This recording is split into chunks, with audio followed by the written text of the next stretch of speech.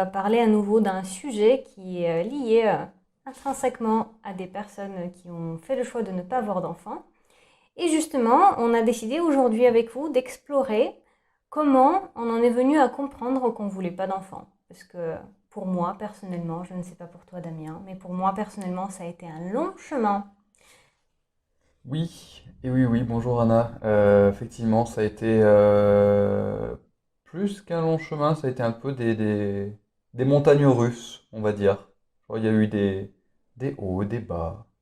Voilà. Ça a été un petit peu le bordel, comme on dirait. Bon, on va commencer de manière un peu freudienne. Oula, Quand tu étais petit, oh là, est-ce que tu voulais avoir des enfants? oh là là. C'est-à-dire quand j'étais enfant, est-ce que Est-ce que tu t'imaginais avec des enfants dans le futur? alors. Pas vraiment, c'est-à-dire que j'ai pas vraiment de souvenirs avant mes 6 ans, et après ça, j'étais passionné par les Lego et par les toupies.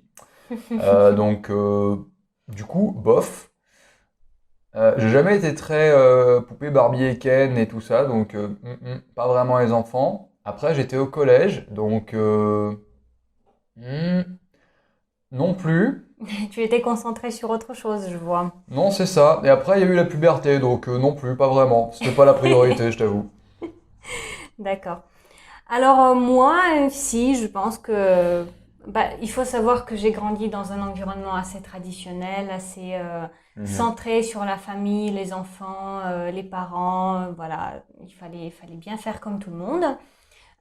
Et du coup, je pense que pendant très longtemps, je ne savais pas que j'avais l'option de ne pas avoir d'enfants, sauf si je tombais dans la case de ces personnes très malheureuses qui ne pouvaient pas biologiquement avoir d'enfants. Ça, c'est triste et c'est un autre sujet. Mais je pensais que, a priori, si tout va bien, je vais avoir des enfants dans le futur. Euh, j'ai pas vraiment réfléchi à ça. Moi non plus, je jouais pas au Barbie et au Ken quand j'étais petite. Moi, j'étais passionnée d'Harry Potter. Je regardais les films d'Harry Potter en boucle quand j'étais petite. Je préférais largement jouer à ça qu'à des poupées. Ce que d'ailleurs les enfants dans mon entourage ne comprenaient pas parce qu'eux, ils lisaient pas Harry Potter. Bon, ça c'est un drame d'enfance qu'on va laisser de côté pour cette fois. Mais du coup, ouais, moi je pense que en dehors du fait que moi j'ai grandi dans un environnement assez traditionnel et je pense que toi c'était pas à ce point le cas, Mhm. je pense qu'il y a aussi une dimension de genre qui s'ajoute à ça parce que moi je suis assignée femme à la naissance comme on dit. Bon, moi je m'identifie aussi comme femme, on va pas non plus troubler. Et toi, tu es dans l'autre camp. Ah oui, mais Du coup, les attentes sociales ne sont pas les mêmes pour les femmes et pour les hommes. Et je pense qu'on l'a un peu vu dans notre vie personnelle. oui, clairement. Disons que j'ai bon, faut pas se mentir, j'ai eu une vie extrêmement facile par rapport à beaucoup de gens parce que je suis un homme cis, blanc et en hétéro. Donc voilà, déjà à partir de là, j'ai pas eu la même pression de genre, j'ai pas eu la même pression sociale, j'ai pas eu la même pression familiale. Donc oui, évidemment, là, je vais pas être le mieux placé pour parler de ça. Enfin, je peux juste donner la vision de l'autre camp, qui est que, ben oui, effectivement, depuis qu'on est petit, quand on est un garçon, la plupart du temps, alors moi, comme tu dis, j'ai une famille assez classique, mais qui n'était pas non plus traditionnaliste et qui n'était pas. On nous répétait pas activement que les filles doivent devenir des mamans et les garçons, je sais pas, des pompiers ou des pilotes d'avion, tu vois. Mais quand même, j'avais le modèle. J'avais une famille avec une mère, un père, tous mes oncles et mes tantes avaient tous des enfants, pas tout de suite, mais assez rapidement. Ce qui fait que voilà, il y avait ce modèle, en tout cas, le seul modèle que je voyais, c'était celui-là. Mhm. Euh, et que c'était encore beaucoup l'époque, alors, toujours un peu aujourd'hui, mais un peu moins, où quand tu n'avais pas d'enfant, en général, c'était la tata qui avait 15 chats chez elle, tu vois. Et il y avait ce côté un peu Le grand péjoratif. cliché. Oui, alors, un autre débat, mais les chats, c'est très bien. Pourquoi est-ce Ouais, non, qu'on mais s'en nous, occupe? Bref. nous deux, en tout cas, je pense qu'on choisirait largement 15 chats si on avait l'espace et l'argent pour s'en occuper. Oui, non, mais voilà, là, Si c'est on habitait dans un château. absolument le château des Voilà, chats. le Tout château à des fait. chats. Pour ceux qui ont Euh, la référence à Miyazaki, je vous aime. Euh, D'accord. Donc, et quand est-ce que tu as découvert la possibilité, quand est-ce que tu as vu des exemples qui sortaient un peu de ton quotidien de famille, comme tu disais, traditionnel? alors, jeune, alors comme je disais tout à l'heure, c'était un peu un parcours, vous m'excuserez pour les bruits, on a les chats qui font un peu ce qu'ils veulent. Euh, Moi, c'était un petit peu un parcours de, en fait, je découvre qu'on peut ne pas avoir d'enfants et au final, ah bah non, en fait, il faut en avoir. Euh, Moi, mon premier modèle par rapport à ça, de on n'est pas obligé d'avoir des enfants, c'était un de mes oncles en fait, qui était musicien et qui était mon idole absolue, qui l'est toujours plus ou moins, qui était une rockstar pour moi et qui était le seul de mes oncles et tantes qui n'avait pas d'enfants, qui était en plus un peu plus jeune que les autres. Euh, et du coup, voilà, quand je le voyais, je me disais, ah, mais en fait, on peut faire ce qu'on veut dans la vie, on peut faire un truc, un métier cool, on peut suivre ses passions, pas forcément avoir de famille.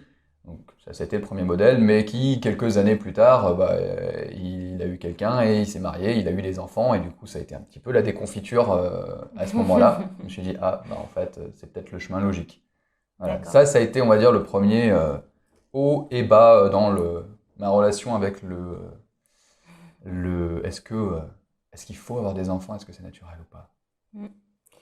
Alors pour moi, c'était vraiment un long chemin. J'ai eu plusieurs étapes de compréhension. En fait, j'ai fait des concessions petit à petit avec moi-même. Mhm. Euh, j'ai commencé par oui, forcément, j'aurai au moins 2 enfants, jusqu'à ma position d'aujourd'hui qui est je ne veux pas d'enfants tout court.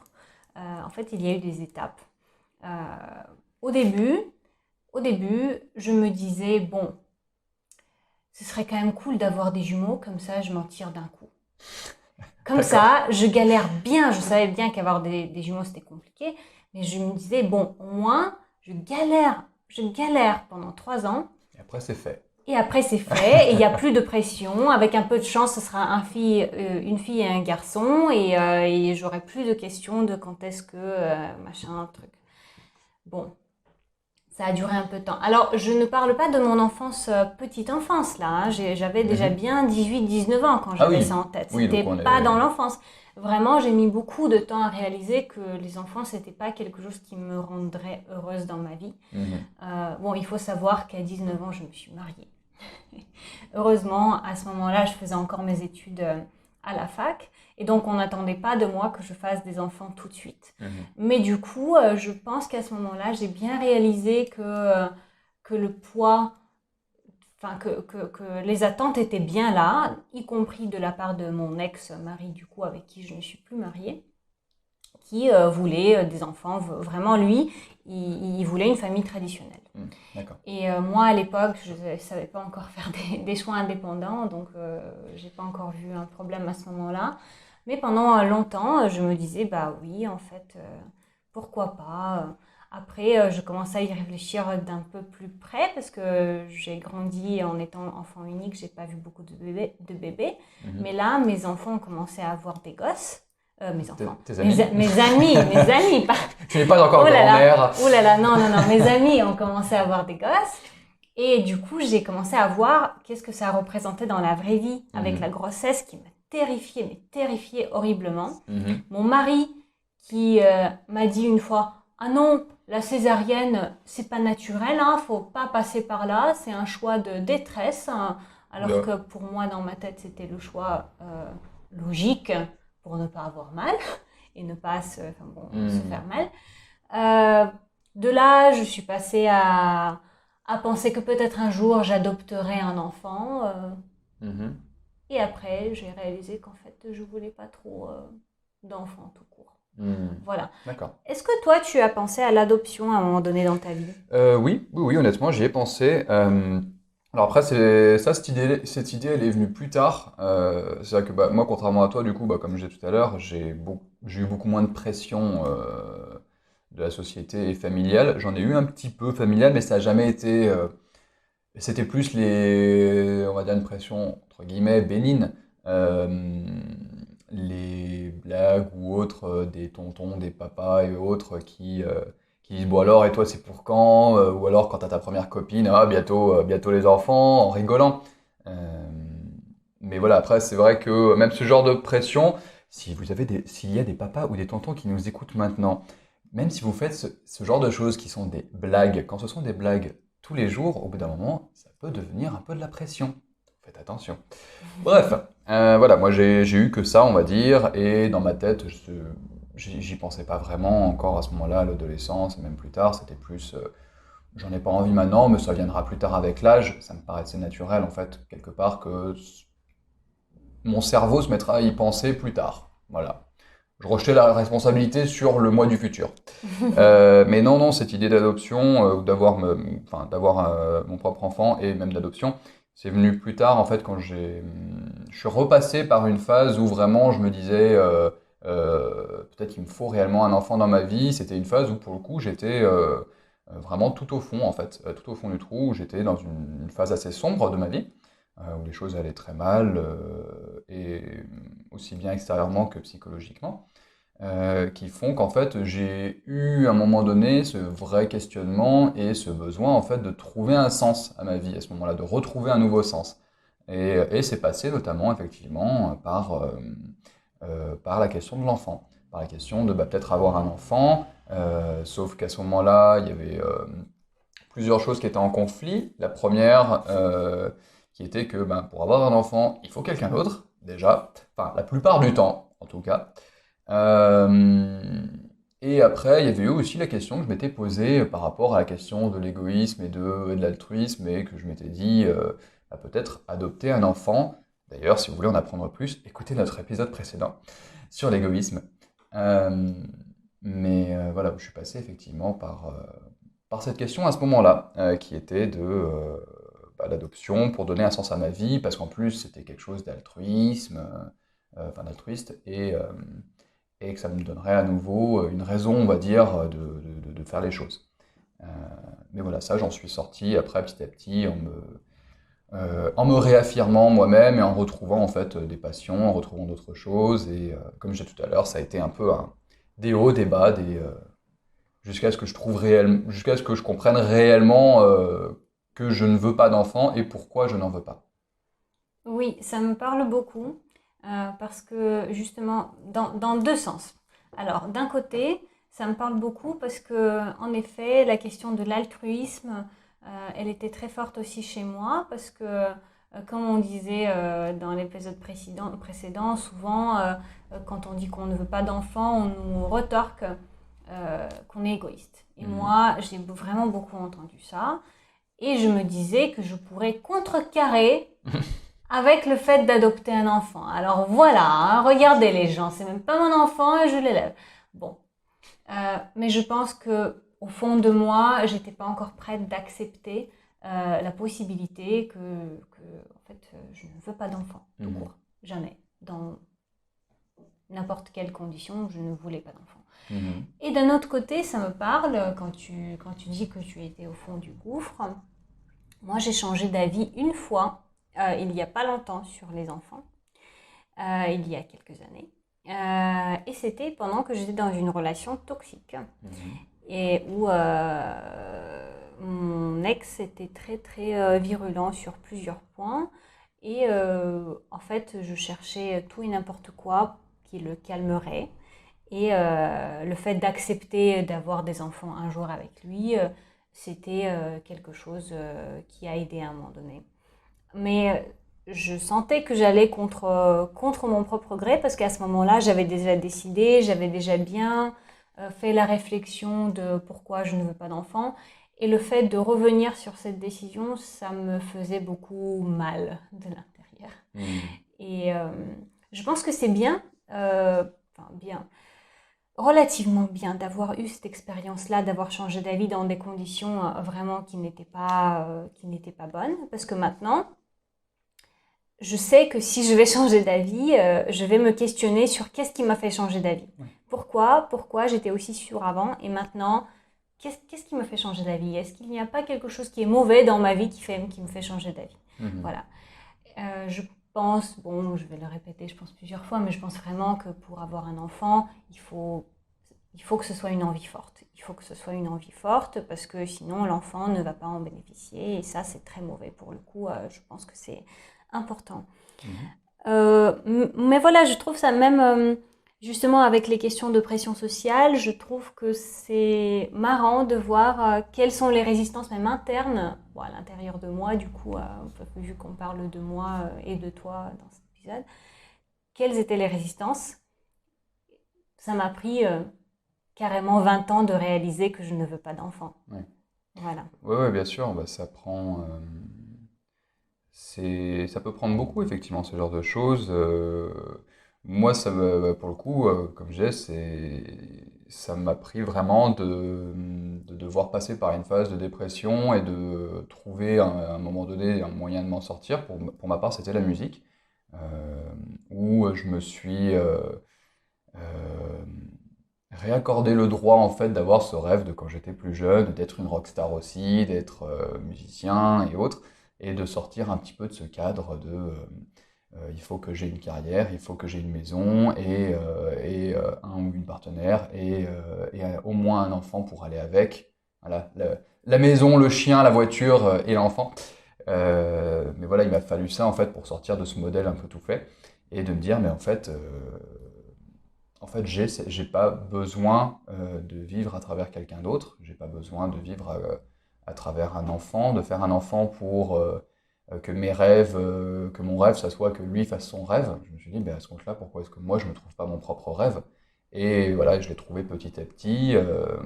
Et aujourd'hui, bah voilà, je suis. Alors, comment est-ce qu'on dit? Alors, je crois que le terme officiel, c'est pauvre. Le terme inofficiel, c'est musicien. Voilà, musicien amateur. Mais, euh, mais voilà, effectivement, aujourd'hui, en fait, moi, c'est vraiment le fait d'avoir trouvé quel est mon propre rêve qui m'a permis de sortir de cette idée que j'avais longtemps mon rêve, ça va être de voir le rêve de quelqu'un d'autre, d'un enfant en l'occurrence. D'accord. Moi, je pense que dès que j'ai compris qu'en fait, j'étais pas obligée d'avoir des enfants, Mhm. bah pour moi, c'était vraiment une expérience libératrice. Ouais. Je me suis sentie vraiment moi-même d'un coup.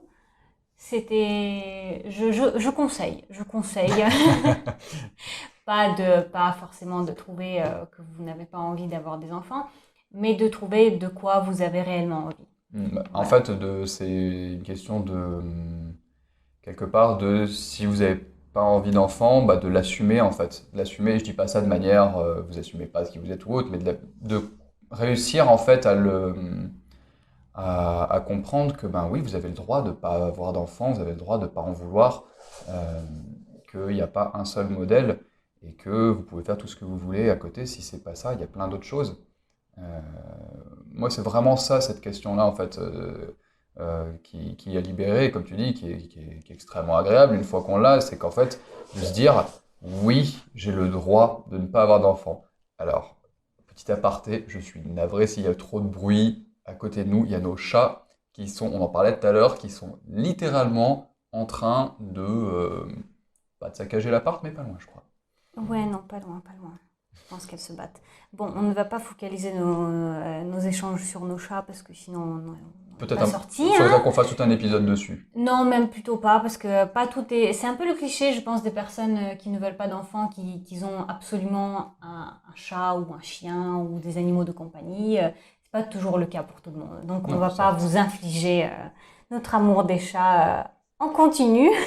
En tout cas, mais nous, on aime bien les chats. Tout à fait. Voilà, Si on vous est avez d'accord. si vous avez des chats mignons, envoyez-nous leurs photos. Oui, oui, oui, on prend toutes les photos de chats et de chiens et tout animal mignon, s'il vous plaît. Voilà. Bon, je pense qu'on a fait un peu le tour de comment on a accepté nos choix de ne pas vouloir C'est des ça. enfants. Que ce soit pour des raisons négatives, pour des raisons positives. Enfin, en tout cas, on est passé par les deux, on est passé par des choses négatives tous les deux, de ce côté-là, qui nous ont fait réaliser certains points, on va dire, de ce sujet-là, qu'on n'en voulait pas.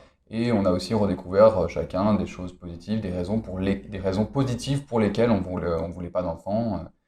Euh, Voilà, je pense que c'est effectivement, pour résumer, c'est important pas toujours facile, mais important de passer un peu par ces deux choses-là. Si vous avez des histoires intéressantes sur votre choix votre histoire de réflexion. N'hésitez pas à nous envoyer un mail, hein, il y a le mail dans la description du podcast. On verra bien si on en reçoit quelques-uns, ça nous fera très plaisir. Voilà, on se revoit dans un prochain épisode. À très bientôt. À bientôt.